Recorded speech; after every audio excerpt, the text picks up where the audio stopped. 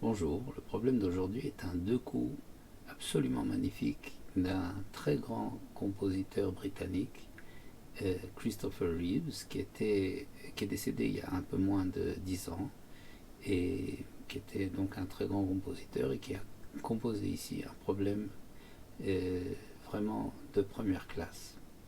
Donc j'invite euh, chacun à mettre sur pause, à résoudre. Le problème vaut vraiment la peine d'être regardé avec attention. Et nous, on commence tout de suite l'analyse de la position. Donc, la case C6 est bloquée par le pion et contrôlée par le fou D7 et par la tour E6. La case D6 est contrôlée par la tour D6, par la tour E6 et par le cavalier F5. La case E6 est contrôlée uniquement par le fou D7 et la case E5 est contrôlée par la tour E6 et par le cavalier D3. La case E4 n'est contrôlée que par la tour, tandis que la case D4 est contrôlée à la fois par le cavalier F5, par le fou F2 et par le pion C3.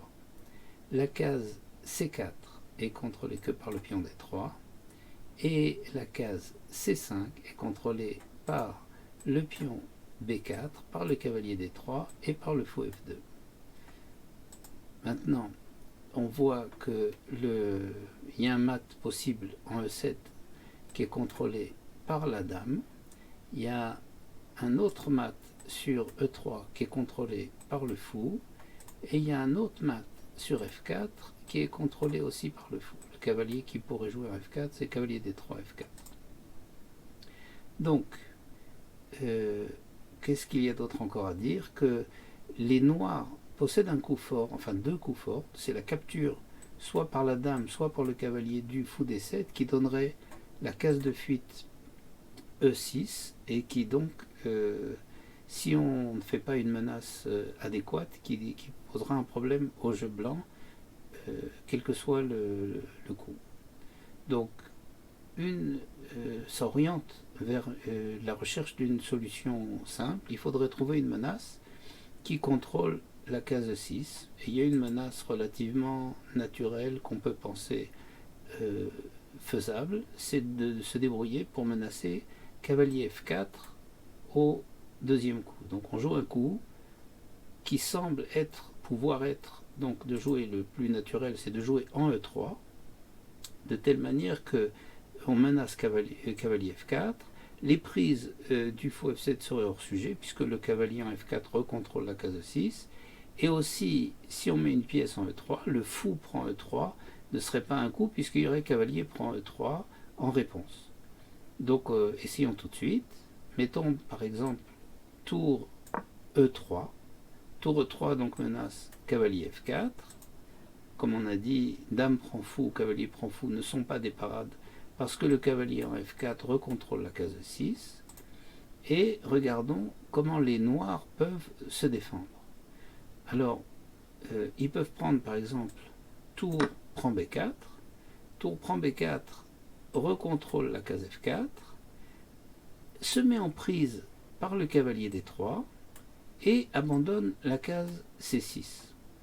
Donc, il se trouve que cavalier prend B4 ne peut pas être joué puisque la tour, en jouant, a obstrué la ligne du fou sur le contrôle de la case C5 et donc maintenant le cavalier D6 se trouve nécessairement devoir contrôler la case C5 et on ne peut plus mater par cavalier B4. Par contre, la tour, en jouant E3, a contrôlé la case E6 et donc libéré le fou D7 de la nécessité de contrôler E6 et maintenant on a fou prend C6 mat. Alors, une autre défense possible, c'est fou prend D3. Fou prend D3 est suivi de tour prend D3 mat. Et une troisième défense, c'est cavalier H5. Le cavalier contrôlait la case E4 du fait que le pion E2 ne peut plus jouer en E4. Sur cavalier H5, on n'a plus de défense et on ne peut plus jouer. Donc cavalier H5 est une réfutation et le coup tour H3 E3 n'est donc qu'un essai. Donc on revient, on dit c'est pas grave, si la tour ne peut pas, peut-être qu'on va venir avec le fou. Le fou aurait l'avantage en plus d'ouvrir la ligne de la dame F1 sur F3. Donc là-dessus, on regarde de nouveau les défenses. Par exemple, tour prend B4 qu'on avait vu tout à l'heure. Maintenant, le fou contrôle C5. Donc le cavalier peut jouer en prenant B4 et c'est mat. Évidemment, le fou en C6 ne peut pas venir puisqu'il y a la case, il doit garder la case E6. Une autre défense qu'on avait vue tout à l'heure, cavalier H5. Cavalier H5 utilise le fait que le pion ne peut plus venir en E2, mais maintenant on a ouvert la ligne de la dame F1, donc on peut jouer à la place de pion E2, E4, on peut jouer dame F3, mat. Par contre, sur fou prend D3, la tour se trouve interceptée par le coup fou E3, et donc on n'a pas de possibilité maintenant de mater, parce que le coup de clé n'a pas compensé cette interception par un effet utilisable.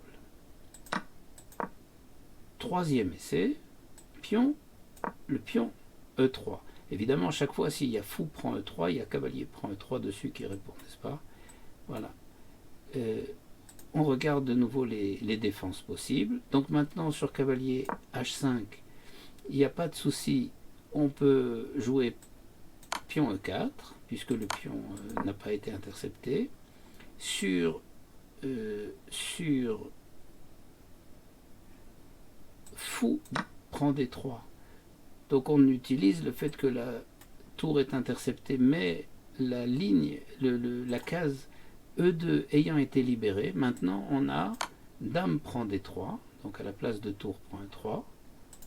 Par contre, sur tour prend B4, on n'a plus ni cavalier prend B4 à cause de la case C5, ni fou prend C6 à cause de la case 6, et donc tour prend B4 se trouve être une réfutation. Donc la question revient, comment fait-on pour pouvoir menacer le coup cavalier F4, puisqu'apparemment les interceptions sur la case E3 ne sont pas possibles.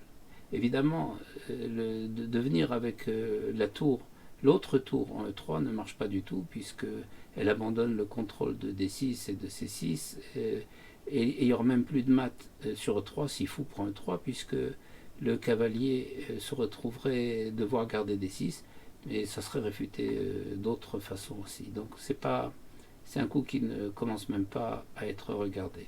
Par contre, on a un autre coup, et qui va être la solution, c'est dame D1. Dame D1 est un pré-clouage, et fait que maintenant, si le cavalier joue en F4, le fou D2 va se retrouver cloué, et donc cavalier F4 est réellement une menace.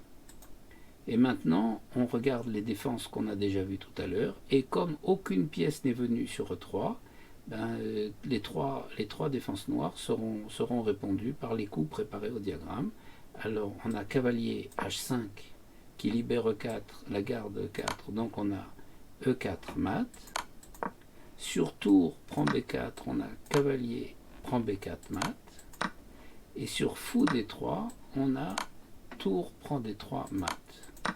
Bon, il y a des variantes annexes, il y a dame B8 qui est suivi de cavalier E7 mat, et il y a cavalier E5 qui donne une case de fuite, donc qui part la menace, qui est suivi de tour prend E5 mat. Voilà, un très très joli problème avec des interceptions sur E3 des trois pièces blanches qui sont exploitées de façon cyclique, c'est-à-dire que le pion utilise la réfutation du pion et utilise l'interception par le fou et non pas par la tour. L'interception qui est jouée quand le fou joue, il intercepte la tour et non pas le pion, puisque l'interception du pion est compensée par la venue de la dame en F3, et l'interception provoquée par la tour est utilisé comme étant une interception du pion et non pas l'interception du fou. Et donc on a les trois coups blancs qui sont réfutés alors qu'ils sont des doubles interceptions qui sont réfutées chacun de manière cyclique comme étant des interceptions mutuelles entre elles, mais de façon cyclique. Le pion donc intercepte le fou intercepte la tour et la tour intercepte le pion. Voilà, j'espère que ça vous a plu. C'est un problème très intéressant à bien décortiquer, à bien étudier. Et à bientôt. Merci beaucoup. Au revoir.